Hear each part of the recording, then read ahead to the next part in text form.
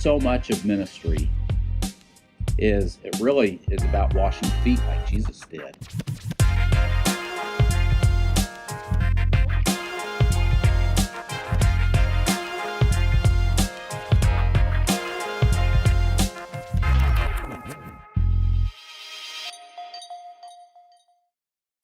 Choose to have the attitude of a servant.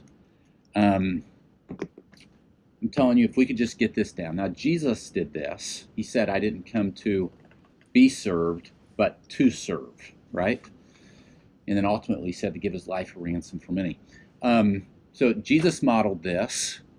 And I think really in children's ministry, I think if there's any demographic of people in the church that serve, it's really children's ministry leaders. And so much of ministry it really is about washing feet like Jesus did. I mean, whether you literally wash feet like some churches do or not, the principle of just being humble and being a servant and washing somebody's feet.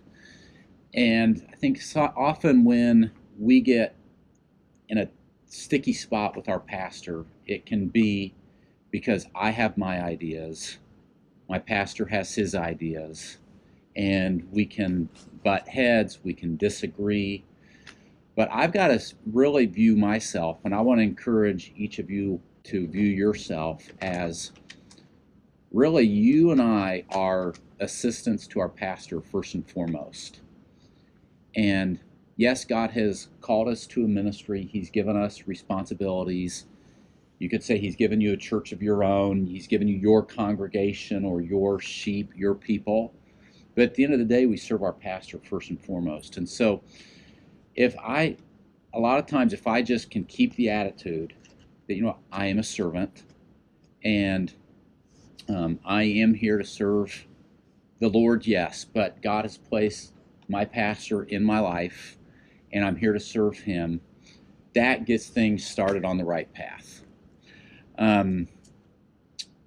And I even wrote under this one under a bullet point of having the attitude of a servant, and that is to find you can come sit right here if you want, to find super practical ways even to serve your pastor in practical ways. And that can mean different things for different ones, different depending on our dynamic.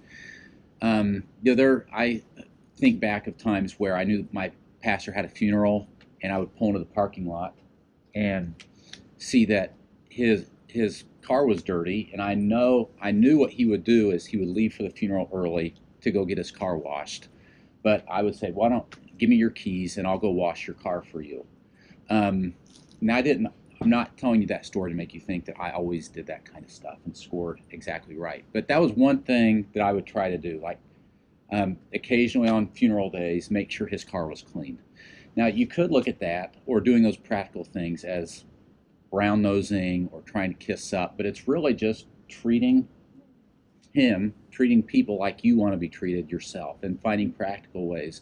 Or however we're each wired, if God's given you a gifting in a certain area, how can you use that gift in a practical way to help your pastor?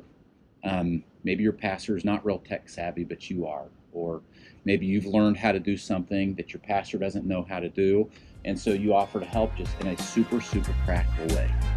It's all part of number one, being a servant.